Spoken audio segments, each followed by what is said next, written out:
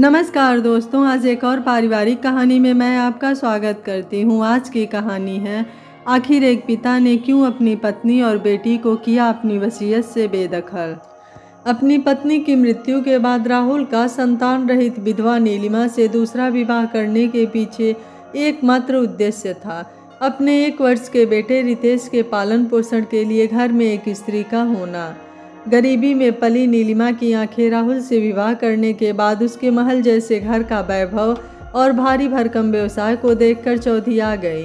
आरंभ में तो वह अपने आप को सौतेले बेटे रितेश की अच्छी मां साबित करने की पूरी कोशिश में लगी रही, लेकिन 2 वर्ष के अंदर ही उसकी अपनी बेटी तनु के पैदा हो जाने के बाद से वह उसकी आंखों में खटकने लगा।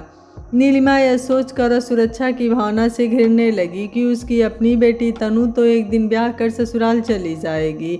उसके बाद तो उसे उस घर में रितेश के साथ ही जीवन यापन करना होगा, और उस समय रितेश का व्यवहार उसके साथ कैसा हो क्या पता। रितेश नीलिमा को कांटों की तरह चुभने लगा था। वही तो था जो भविष्य में उसके ऐशो आराम में रोड़ा बन सकता था। इस सोच के तहत धीरे धीरे उसके मन में राहुल की संपत्ति पर अपना एकाधिकार प्राप्त करने के लालच की भावना प्रबल होकर अपनी जड़ें जमाने लगी। एक दिन नीलिमा ने हिम्मत जुटाकर राहुल से अपनी शंका जाहिर करते हुए कहा, आप मेरे नाम सारी जायदाद लिख दीजिए। आपके जाने के बाद पता नहीं रितेश का मेरे प्रति व्यवहार क्या रहेगा। यह सुनकर राहुल भौचक रह गया। उसने उस समय तो उसकी बात अनसुनी कर दी, लेकिन वह उसकी नीयत से पूरी तरह परिचित हो गया। तनु के पैदा होने के बाद नीलिमा अपने कर्तव्यों के बारे में कम और अधिकारों के बारे में अधिक सोचने लगी। वह छोटी छोटी चीज़ों के लिए अपनी बेटी तनु और रितेश में भेदभाव रखने लगी। रितेश नीलिमा को अपनी माँ के रूप में कभी स्वीकार नहीं कर पाया, क्योंकि अधिकतर बच्चे तो ममतामयी विमाता को ही अपनी माँ की जगह नहीं दे पाते। यह जग जाहिर है। फिर वह तो वास्तव में उससे सौतेला व्यवहार करती थी। धीरे धीरे ज्यों ज्यों रितेश बड़ा होता गया, वह अपने प्रति नीलिमा के सौतेले व्यवहार को अच्छी तरह समझने लगा और बहुत आहत रहने लगा था। अपने ही घर में नीलिमा के कारण मेरा घर वाला एहसास और वातावरण लुप्त होता देखकर उसने नीलिमा के अस्तित्व को सिरे से नकारना आरंभ कर दिया। राहुल भी रितेश के प्रति नीलिमा का दुर्व्यवहार देखकर उसके लिए यह सोचकर बहुत चिंतित रहने लगा था कि कहीं वह दूध में ही कुछ मिलाकर उसे पिला ना दे। इसलिए वह हर समय उसका ध्यान रखने के लिए चौकन्ना रहने लगा था। समय बीतने के साथ दोनों बच्चे बड़े होते गए और कॉलेज की पढ़ाई करने लगे। पैसे की कमी ना होने के बावजूद राहुल ने रितेश को मितव्ययी रहने की आदत डाली थी, लेकिन नीलिमा तनु के लिए महंगे महंगे कपड़े खरीदती रहती थी और कॉलेज जाने के लिए उसे भारी जेब खर्च भी देती थी। राहुल को नीलिमा का तनु के ऊपर अनाप शनाप खर्चा करना अखरता था। तनु के चाल चलन पर भी राहुल को शक होने लगा था। वह कॉलेज जाने के बहाने देर रात तक अपने दोस्तों के साथ घूमती रहती थी। तनु के अंदर भी नीलिमा के गुण दिखाई देने लगे थे। वह भाई रितेश को कुछ नहीं समझती थी और नीलिमा उसको जो सिखाती वही करती। राहुल उसे कुछ समझाने की कोशिश करता तो वह अनमने मन से सुनती रहती, लेकिन अपनी माँ का ही कहाँ मानती थी। अच्छे बुरे की पहचान किशोरावस्था में होती भी कहाँ है।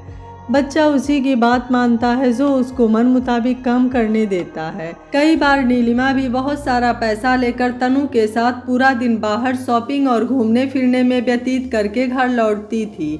उसकी नीयत में खोट साफ झलकने लगा था। धीरे धीरे राहुल के व्यवहार में नीलिमा को एहसास होने लगा था कि वह उसकी गतिविधियों से परिचित हो गया है और उस पर कभी भी शिकंजा कसा जा सकता है। इसलिए वह सुरक्षा की भावना से घिर कर अपने भविष्य को लेकर चिंतित रहने लगी।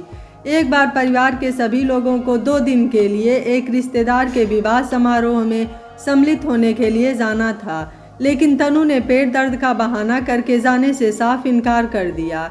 राहुल ने उसे चलने का आग्रह किया, लेकिन वह टस से मस नहीं हुई तो उसको घर में छोड़कर सभी विवाह स्थल पर चले गए। अगले दिन सुबह विवाह स्थल के जिस कमरे में नीलिमा रुकी थी, अचानक उस कमरे से आवाज आने लगी। मैंने अपने भारी जड़ाऊ गहने बाथरूम में उतार रखे थे, पता नहीं कौन चुरा कर ले गया। नीलिमा के चिल्लाने की आवाज सुनकर सभी चौंक पड़े और बाथरूम की ओर लपके। नीलिमा के निर्विकार चेहरे को देखकर कोई भी अंदाजा लगा सकता था कि वह नाटक कर रही थी। उस कमरे में बाहर से कोई आया ही नहीं था, तो फिर गहने किसने चोरी किए? राहुल उसे संदेह की दृष्टि से देख रहा था और अंदाजा लगा रहा था कि कमरे की खिड़की से ही उसने सारे गहने तनु के हवाले कर दिए होंगे। उस कमरे की खिड़की सड़क की ओर खुलती थी। उसको समझने में देर नहीं लगी कि तनु क्यों नहीं उनके साथ आई। यह सब नीलिमा ने पूर्व नियोजित योजना के तहत ही किया होगा।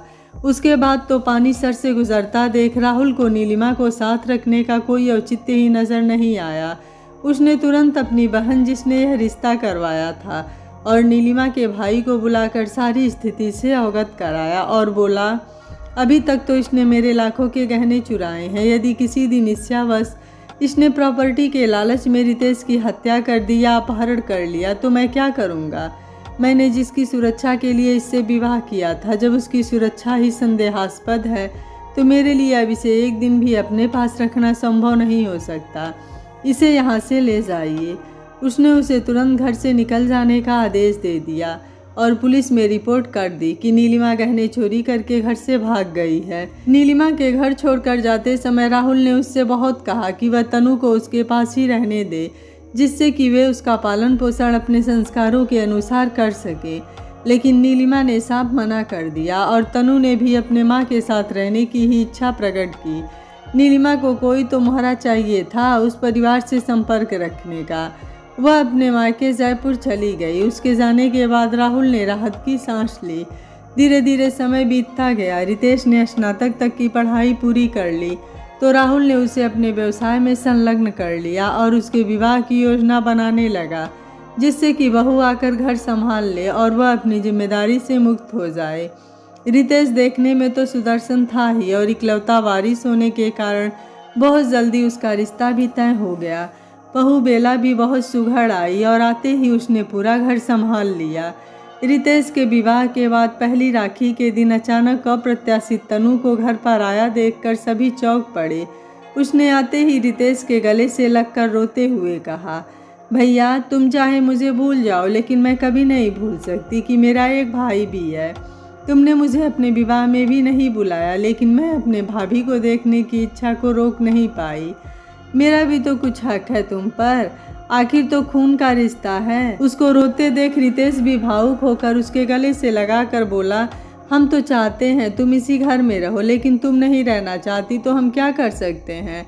लेकिन अच्छा है, कम से कम इसी तरह मिलने आती रहा करो, हमें भी बहुत अच्छा लगेगा। 3-4 दिन वह सबके साथ रही तो राहुल भी भावातिरेक में उसे अपने कई रिश्तेदारों से मिलवाने लेकर गया। आखिर वह उसकी अपनी बेटी थी, इसलिए उसके लिए उसके मन में वात्सल्य होना स्वाभाविक था। जब उसके लौटने का दिन आया तो बहू बेला ने उससे कहा, तुम ऐसा ही आया करो, तुम्हारा इस घर में हमेशा स्वागत होगा। तनु ने उत्तर में कहा, आप लोग कानपुर में रहते हैं, मैं जयपुर में नौकरी करती हूँ। इतनी दूरी है कि मेरा आना जाना इतना आसान नहीं है। इस घर में पैदा होकर भी रितेश भैया के जैसी मेरी किस्मत कहाँ। मुझे तो अपनी माँ के बारे में भी सोचना है, वे बहुत बीमार रहती हैं, मामा भी खर्चा नहीं देते। मैं अकेली कहाँ तक सब संभालूं। हाँ, यह तब संभव हो सकता है जब मैं माँ के साथ इसी मकान में आकर रहने लगूं। इतने बड़े मकान में हमारे लिए 2 कमरे देना कौन सा कठिन है। आखिर मेरा भी तो इस घर पर अधिकार है। यह सुनकर सभी सकते में आ गए। राहुल ने रोष प्रकट करते हुए कहा, तुम्हारे लिए इस घर में जगह है, लेकिन तुम्हारी माँ के लिए बिल्कुल नहीं। तुम्हारी उम्र भी विवाह योग्य है, मैं तुम्हारे विवाह की पूरी जिम्मेदारी लेता हूँ। तुम्हें कोई पसंद हो तो बताओ, विवाह के बाद तुम इस घर को अपना मायका समझकर आ सकती हो। बेला और रितेश ने भी सर हिलाकर अपने पापा के कथन को सहमति जताई। तनु रोते हुए बोली, लेकिन मैं माँ को अकेले छोड़कर विवाह के बारे में सोच भी नहीं सकती, उनका खर्चा कैसे चलेगा। अब सबको समझ आने लगा था कि वह अपनी माँ की तरह जायदाद पर हक जताने के लिए नाटक कर रही है। उसकी बातों को सभी ने अनसुना करने में ही भलाई समझी। वे दोबारा से किसी दलदल में फंसना नहीं चाहते थे। जाते समय राहुल ने उसे मोटी रकम देकर विदा किया। समय बदलने के साथ नए टेक्नोलॉजी द्वारा संपर्क में रहना आसान हो गया था। फेसबुक पर तनु की फ़ोटोज़ देखकर और फ्रेंड लिस्ट देखकर आसानी से अंदाज़ा लगाया जा सकता था कि वह बुरी संगत में पड़ गई है। राहुल अक्सर उसको फ़ोन पर समझाते लेकिन उस पर कुछ भी असर नहीं होता था। यह देखकर वे बहुत आहत होते थे लेकिन मन मसोस कर रह जाते थे। एक दिन अचानक राहुल की तबीयत बिगड़ी तो उन्हें अस्पताल ले जाया गया, जहां पहुंचने से पहले ही उनकी हृदयाघात से मृत्यु हो गई। उनकी 13वीं होने के बाद सभी मेहमान विदा हो गए तो रितेश और बेला थक कर सो रहे थे। कोई बाहर वाला आकर डिस्टर्ब ना करे इसलिए डोरबेल भी बंद कर दिया गया था। अचानक रात के 2 बजे किसी ने मेन गेट को जोर जोर से खटखटाया तो बेला चौंक कर उठी और गेट खोलकर तनु को बाहर खड़ी देखकर भौचक रह गई। इससे पहले कि वह उससे कुछ कहती, तनु उसे अनदेखा करके लगभग ढकेलते हुए अंदर घुसते ही पापा पापा हाय पापा, आप मुझे दुनिया में अकेले छोड़कर चले गए, अब मैं किसके सहारे जिंदा रहूंगी, कहकर जोर जोर से विलाप करने लगी। तनु का विलाप सुनकर रितेश भी उठकर बाहर आ गया और उसे कंधे से पकड़कर सांत्वना देने लगा तो वह चिल्लाकर बोली, आप लोगों ने मुझे खबर क्यों नहीं की? क्या वे मेरे पापा नहीं थे?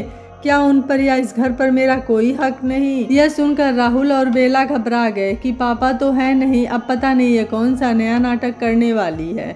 बेला ने उसे शांत करने के लिए कहा, हमने तो कभी नहीं कहा कि यह तुम्हारा घर नहीं है, तुम जितने दिन चाहो यहाँ रहो। बेला के सांत्वना देते ही तनु चुप हो गई और बिना किसी के कहे अधिकार पूर्वक अंदर आकर सो गई। अगले दिन सुबह के 8 भी नहीं बजे थे कि मेन गेट जोर जोर से खटखटाने की आवाज़ से दोनों चौंक गए और गेट की ओर लपके। रितेश गेट खोलते ही सामने पुलिस को देखकर असमंजस की स्थिति में आ गया कि आखिर माजरा क्या है। इससे पहले कि वो सामान्य होकर कुछ बोले, पुलिस ने कड़क कर पूछा, कहाँ बंद कर रखा है तनु को? उसके इस अप्रत्याशित शब्द को सुनकर दोनों भौचक रह गए। रितेश ने स्थिति को भांपते हुए कहा, हम क्यों तनु को बंद करके रखेंगे? वह बाथरूम में नहा रही है, जाकर देख लीजिए। उन्होंने जाकर देखा तो बाथरूम के दरवाजे के बाहर की कुंडी खुली हुई थी। तनु ने बाहर निकलकर पुलिस के सामने रोते हुए कहा, बाहर से कुंडी बंद थी, आप लोगों को आया देखकर इन लोगों ने खोल दिया होगा। मुझे इंसाफ दिलाओ, वो मेरे भी पापा थे, उनकी संपत्ति में मेरा भी तो हिस्सा है, मुझे अपना हिस्सा चाहिए। तनु के इस अप्रत्याशित वक्तव्य को सुनकर दोनों घबरा कर सकते की हालत में आ गए। पुलिस रितेश को गिरफ्तार करके ले गई। उसके जाते ही बेला ने अपने भाई की सहायता से उसे जमानत पर रिहा करवा लिया। घर आकर रितेश बेला से बोला, एक बार पापा ने बोला था कि वे वसीयत लिखना चाहते हैं, मैंने उनकी बात हंसी में टाल दी थी। उनकी अलमारी खोलकर देखते हैं, कहीं उन्होंने सच में लिखकर ना रख दी हो। अपने जीते जी तो उन्होंने अपनी अलमारी को छूने का हक किसी को नहीं दिया था। तुरंत उन्होंने अलमारी खोलकर सारे कागजात खंगाले तो उसमें वास्तव में उनके द्वारा लिखी हुई वसीयत मिल गई। उन्होंने धड़कते दिल से वसीयत पढ़ी। लिखा था, मेरे मरने के बाद मेरी चल अचल संपत्ति पर मेरे बेटे रितेश और बहू बेला का पूरा अधिकार है। मेरी दूसरी पत्नी नीलिमा से मेरा रिश्ता बहुत पहले टूट चुका है, उसका मेरी जायदाद पर कोई अधिकार नहीं है। वसीयत पढ़कर बेला और रितेश अवाक होकर एक दूसरे का मुंह देखने लगे, जैसे एक दूसरे को कह रहे हो कि तनु का तो उन्होंने कोई जिक्र तक नहीं किया है, अब वह किस हक से संपत्ति की मांग करेगी। राहुल को तनु के चाल चलन और व्यवहार से बहुत दुख पहुंचा होगा और शायद जीते जी उन्हें यह एहसास हो गया था कि उनके जाने के बाद उनकी संपत्ति के बंटवारे के लिए तनु हंगामा खड़ा कर सकती है। इसीलिए उन्होंने वसीयत में उसके अपनी बेटी होने के रिश्ते को ही नकार दिया था। दोनों तुरंत कोर्ट पहुंच गए और वकीलों की सहायता से वसीयत को कोर्ट में पेश कर दिया गया, जिसके अनुसार रितेश को बरी कर दिया गया। यह ज्ञात होते ही तनु ने उन दोनों पर केस करके वसीयत को झूठा साबित करने में कोई कसर नहीं छोड़ी, लेकिन सांच को आँच कहा। सब आरोप बेकार साबित हुए। केस हारने के बाद तनु का चेहरा देखने लायक था, जैसे भरी सभा में किसी ने उसके चेहरे पर तमाचा जड़ दिया हो। किसी ने सच ही कहा है कि सच्चाई के रास्ते पर चलकर किसी को कुछ हासिल भी हो सकता है, लेकिन लालच और चालाकी से जो हक मिलना चाहिए वह भी नहीं मिलता है। आपको राहुल का फैसला कैसा लगा, आप मुझे अपनी राय कमेंट बॉक्स में जरूर दीजिएगा। वीडियो पसंद आया है तो वीडियो को लाइक शेयर एंड चैनल को सब्सक्राइब कर लीजिएगा। Thank you for watching. मिलते हैं अगली कहानी में।